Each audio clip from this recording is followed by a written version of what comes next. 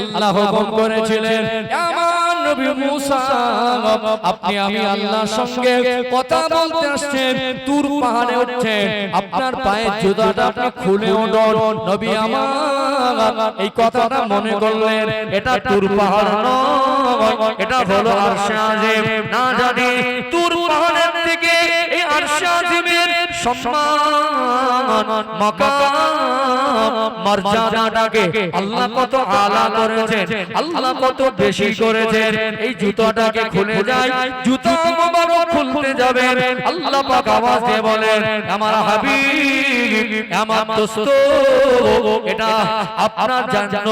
এই আরশে আজিমটা আপনার জন্য আজ ধন্য হবে আপনার পায়ের জুতা মোবারক আপনি খুলবেন না আপনার জুতা মোবারক খোলার দরকার নেই আপনি জুতা পরা অবস্থায় আপনি চলে আসুন আল্লাহ পাক তার কাছে দিদারের জন্য আল্লাহর হাবিবকে স্পেশাল বাহনে করে আল্লাহ দিদার করবেন আরশে আজিম লা মাকান ৭০,০০০ নূরের পর্দাকে আমার আল্লাহ উঠিয়ে দিয়ে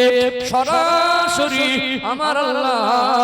আমার রাসূলুল্লাহকে দিদার দিয়েছিলেন